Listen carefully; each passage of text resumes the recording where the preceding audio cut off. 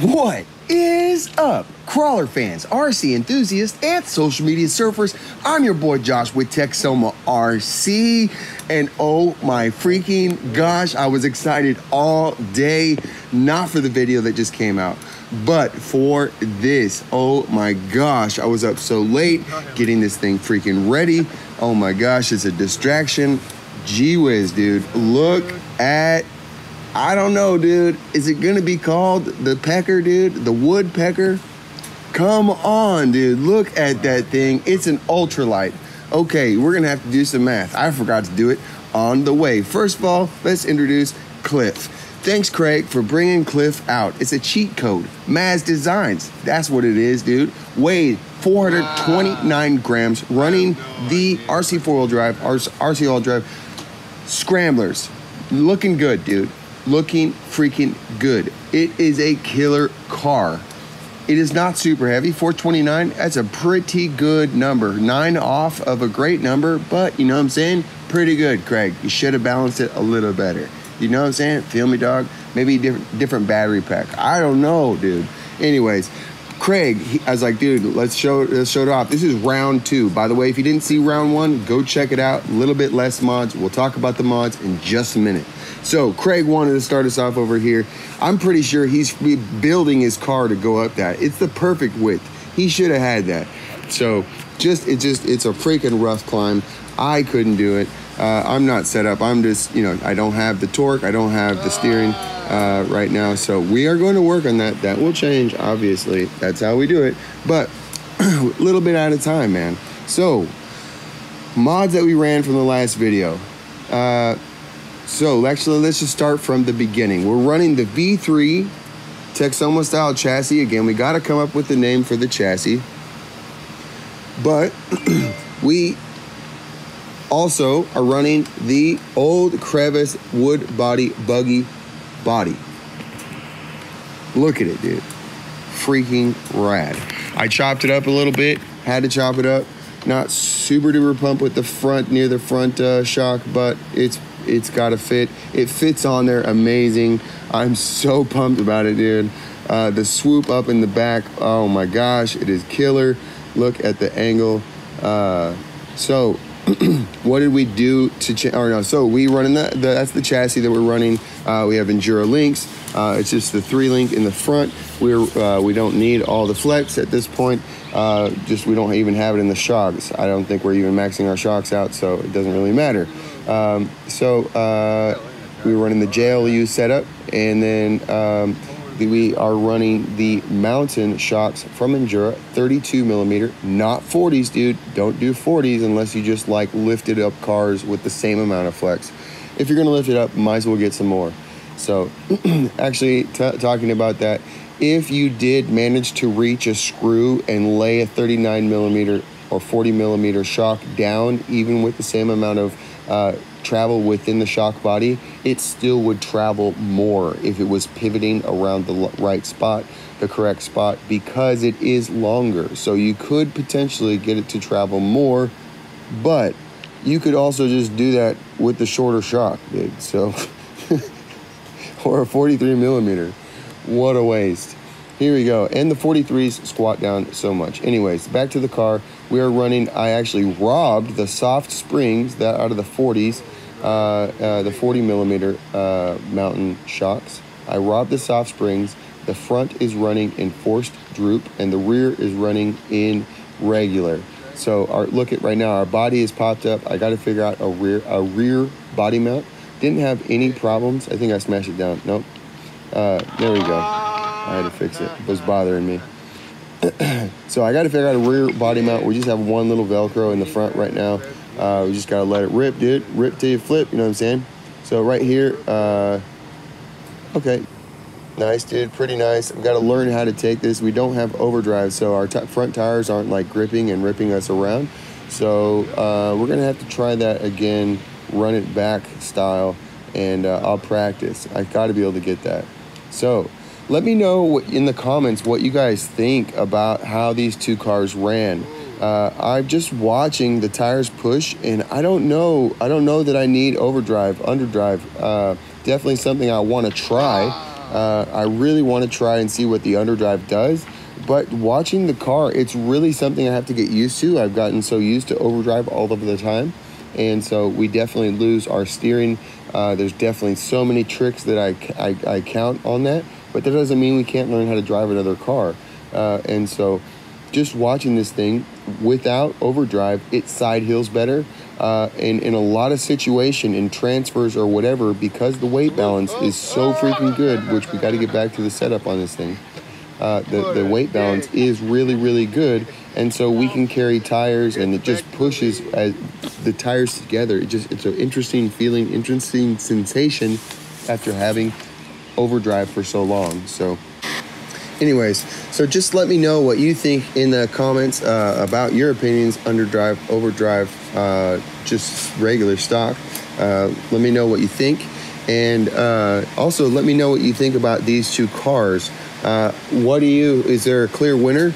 Is there, is it just a tie? Is it just preference? Let me know what you think on these two builds. So again, back to setup. We're running the UPWs from Mofo RC. Let's go, Craig.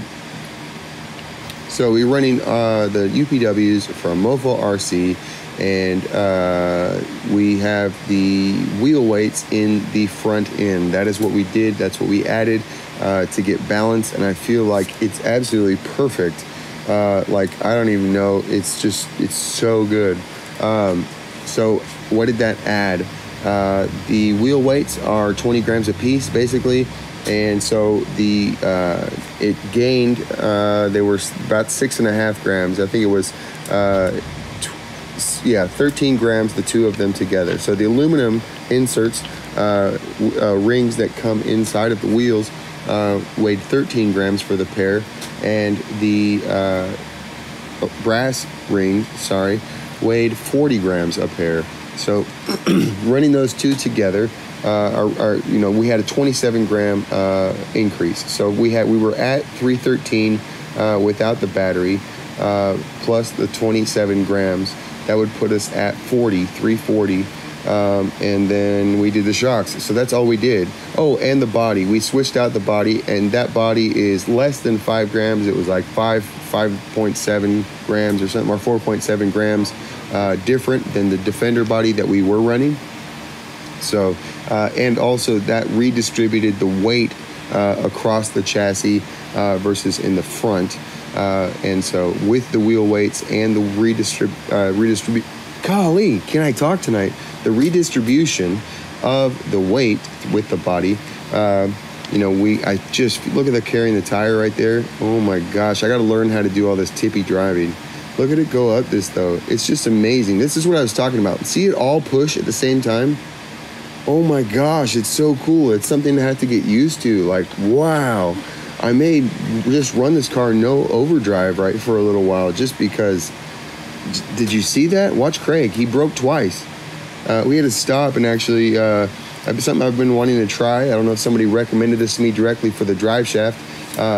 Somebody recommended for an axle for the CVDs, but for the drive shaft, we took just a tiny little piece of shrink wrap, electrical shrink wrap, and just put that over the ears on the drive shaft, and hopefully that's going to stop it from popping off. It was just one of those things, after it pops off, a few times, it just starts coming off easier. And so hopefully with that little bit of shrink wrap on those ears, the drive shaft will not come out so easy. So he almost broke again right here, dude. Like, that's how he broke, was just that front driver grabbing and ripping over. And so this is also this is an error. Sorry, Maz. Sorry, Joey. I love you, dude. But this is an error in the chassis, that front point. That was what was causing the break. It locks in it's like an armpit. It locks you right there, or a collarbone right there, and stops him from going up. The tire goes up over the crack, and then right there, smash right in that. Look at right here. I'd been sitting there forever, dude, waiting for Craig. Like, literally, we were in and out. I edited a whole bunch of crap out, and finally, I fell in the hole right there. I was like, dude, that's not fair, bro. Like, we're starting over. So we started over. I think that's fair enough, dude. I just fallen in a hole. Golly, that's. Oh well. Sorry, Craig, dude. See, look at it carry a tire, bro. It carries front tire, carries rear tire. doesn't make a difference. Just balances. It's so weird to not have massive flex, but look at the car go. Again, let me know what you think. Is there a clear winner? I mean, obviously, look at this Cliffhanger is badass. Run an S&P, but you're talking like $700 car probably, versus, you know, I mean, obviously, I made the chassis and the body, so that's not very fair. You know, and if I was having it to offer and you had to pay for it, that'd be a lot, and that'd be a huge sum of money. You know, but I can teach you how to make one, and I'll also offer the parts that you could put in a little bit of work and make it for yourself. Look at that, dude. Look at the angle over here. Again, I just need to learn how to drive this car. Also, we need to work out some more power. And by the way, I was probably robbing power. I over-tightened at least one of the wheel nuts. It was the front right for certain was, you know, it's probably literally like 1/10 of a turn over tight. But I ended up burning the motor up. If you can hear me in this run, there's a couple times I said, I think the battery might be getting low, and that's what it was. It was just an over-tight wheel nut, and literally, it was probably 1/10 of a turn too tight. Like, it was almost there, but you could tell that it was adding tension, and so it may have been something that during running potentially that it got tighter, which doesn't make any sense. But, you know, I do my best to make sure that I tighten those properly. But we did get a new Endura tool, which the new Endura tools are awesome. I highly recommend the new toolkit they have presented on Amazon, which I need to get my affiliate deal all sorted, dude. By the way, I never made any money off of any Amazon link. If you ever clicked on one, thanks for trying. But you know what, dude? I suck. On the wheels, though. I'll have to get all that crap sorted out and how to do it right. But you know what? It's all good. I'm here for the cars. I'm here to show off. I'm here to make you smile and teach you how to build an awesome Texoma style rig. Get over the rocks. Get to the top. Be a champion. Let's do it. Come hang out with us. We do this daily, man. We just be hanging out, brother. Look at dude making it. Oh my gosh. Look at that car. Dude, I don't know if I have another car other than Crevice that has made it over from that backside. We don't go this way because you can't get up. If you've ever noticed, we don't typically come back through this way because going over it sucks balls. Crevice made it in the last video that we ran 3. Crevice made it, but I don't think any of my other cars can make it past that. And so, dude, there's at least one time that the Ultralite wins over every other car that I have. At least once in this video. Let me know if you spot others. I think, I don't know, dude. This thing is so fun to drive. So good. I just have to learn how to drive it without the flex. And also, we can try to run it with more flex. We may have to try it now with the 43s, with the forced droop, if you saw that last video. I just don't know that we're heavy enough to stretch those rubber bands with my axles. I don't know what to try it again. You know, maybe we will. Maybe we'll be. Also, we could try stretching rubber bands and see if we can. They, by the way, those rubber bands, those are the Scunchie from Walmart, $7. If you want to run forced droop instead of a spring mod, I may end up running like a combination of the rubber bands in the front and the 43s in the back. Or not 43s, but the spring mod in the back, both 43s, and so we may try that. I just freaking loved it. If you hadn't seen that video, oh my gosh, dude, go check out the V4 chassis on Crevice, just destroying, dude. That was the longest rip till you flip by, like, he was already the rip till you flip winner, and that was another like 3 minutes on top of the last time, dude. Oh my gosh, it just doesn't flip over, and then when it does flip over, you can self-right, and it's just amazing. Just keeps driving. So anyways, I hate to wear you out on these videos, dude. I'm just having so much fun. I am so excited about this stuff and bringing this out. I mean, like, this is like, I was already so passionate about this stuff, and bringing wood into it is like this is love of my life, dude. Like, basically, I love wood. Thin wood has been like, I don't know. I love thin wood, dude. I don't know. That's not what she said. And that, you know, I just, you know what I'm saying? I'm talking about wood, okay? Okay, dude, it's wood. Thin wood, real wood, you know? So, you know, like maple, walnut, cherry, these type of things, love it. Anyways, so I just love wood. Why? I grew up, you know, some of my earliest memories, my grandpa, you know, I had mentioned this, I think, in a video a long time ago, but why wood, dude? Okay, so some of the earliest memories I have as a kid are with my grandpa in the, you know, out in the garage when I was just little, 3 years old or whatever, and just building stuff with my grandpa. He built me a Lincoln Log set. I had wood cars, dude, and not just like some janky cars, dude. They were freaking awesome. Everything was wood. The axles, absolutely everything was wood. And just so fun to play with, dude. Like, it's just what I remember. It's what I played with as a kid. I had wood cars, man. Like, so I had an actual crane that had a working boom. I had 2 spools that I could, you know, raise the boom up and down, and also raise the load up and down. I had it also swiveled and then had like 6 wheels on each side. It was awesome, dude. So freaking fun. This is what I grew up with. And then my parents, I always had, you know, bandsaw and a sander and whatever out in the shop, in the garage. Just growing up, they had their own business, sign company and whatever, and made, you know, their own stuff. And so I ended up, you know, making stuff out of wood. You know, we didn't have a ton of money, and I was always creative and kept myself busy, dude. I can entertain. Just you guys are all here because I'm so good at entertaining myself that I started making videos of me entertaining myself, and you're here, dude. It's pretty rad.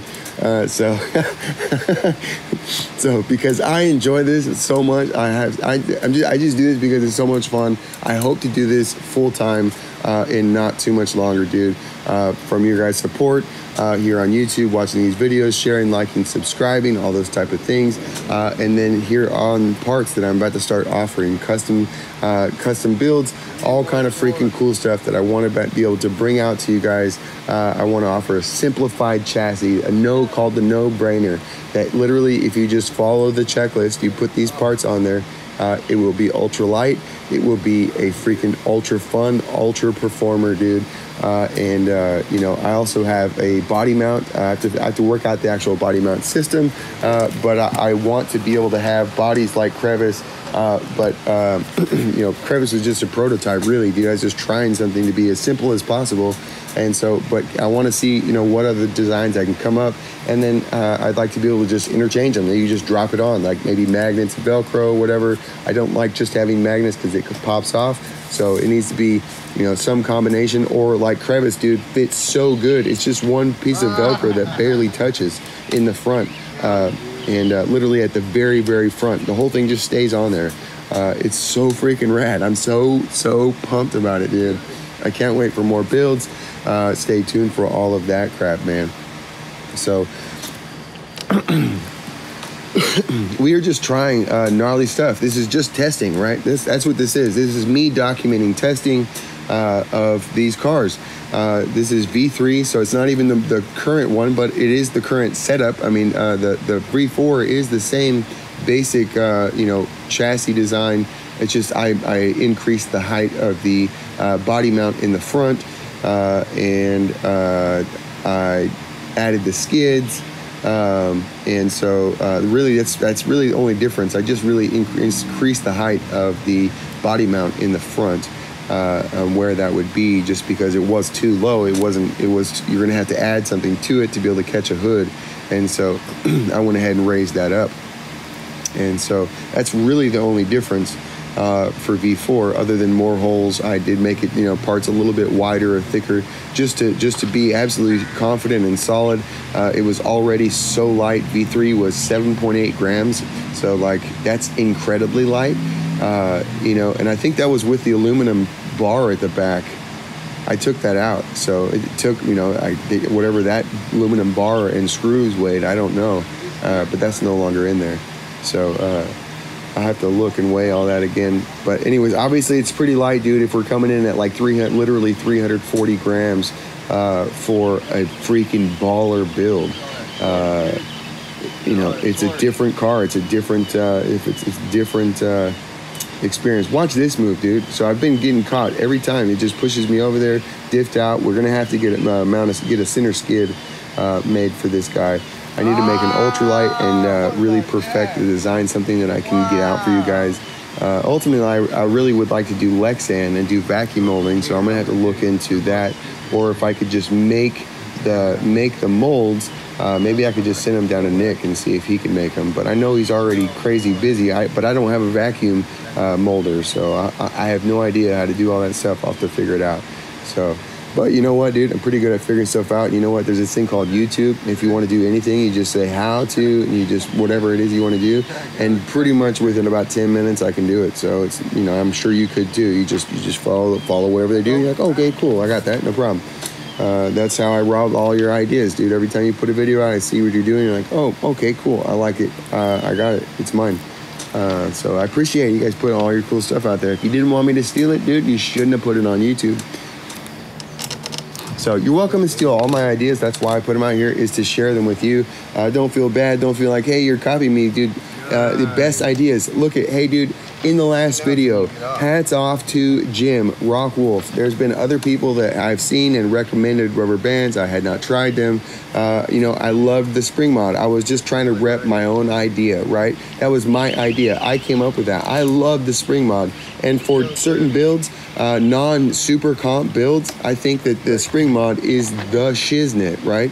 And because immediately it allows you to have more flex, even when you don't have weight. It lowers your body, and then it also keeps you from flopping over when you have the 43 millimeter shocks. You know, it keeps you from flopping off the hill. You know, and so that's what it's for. And you don't have to tighten it super down, but you know, the more you do, the more tight it's going to be. And so you can still have a lot of flex, but not be, you know, flopping too bad. You know, and so that's the point of the spring mod. I love it, and so that's why I repped it for so long.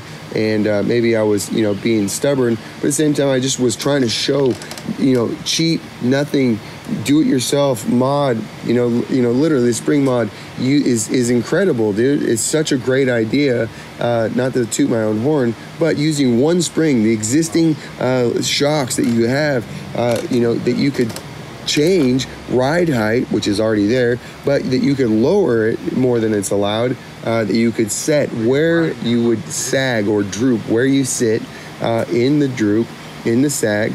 So I usually run my cars down at least 60% sag, if not more like 80 or 90 oftentimes. And so especially when we start getting more and more, the more crazy we get, the more I had to pull it down, you know, and so, you know, that's where the rubber bands really come into play. The springs can only go so far with the light springs, which you want to be able for it to move around properly and not be stiff. But then at the same time, when you tighten it down too much, they get stretched out. And so, you know, they're still not enough when you get a heavy rig and you're really going all out. So in come the goodies, or whatever they scunchie, or no, they were goodies ones, sorry. The goodies rubber bands for freaking $1.07. We got 250 pieces, which we only are going to use the tiny ones. So I don't know, we got a bunch of rubber bands, but they are the non-stiff ones. So hopefully they'll last a little longer than like a standard rubber band. You know, like the non-hair pulling ones. So they did have clear ones, but I didn't know how they were going to do, which is going to be lighter. So I wanted the lightest ones possible. Next time I'll get the clear ones, but they were literally $5 versus $1 for the same amount. And I was like, come on, no brainer, dude. Let's try the black ones. Because that's what Jim had, and I thought that's what I was trying to get. I was trying to go with Jim Rockwolf, back to where we were. So Jim recommended this rubber band deal to me a while ago. He showed it to me again. I thought it was cool. And but I just, again, was repping the spring mod. So again, but I tried it out. That was the last video. We ran it on V4 and crevice. Freaking badass. So more to come on that. I will be tuning that, let you know on that. But today we're driving the Pecker, bro. Is your Pecker made of wood? Mine is. Dude, watch, so good. Again, it's just crazy. The look at how it pulls up. No overdrive. I guess that's what happens when you balance your car, right? So the front end of this car is so low that I actually had to shave the links down because they were hitting the upper link mount. So on the Transkid, so I had to shave it down. That's how low, that's how slammed it is. I know the car doesn't look like it's that low, but that's how low the car actually is as far as the chassis and as far as how far up the front links are angled.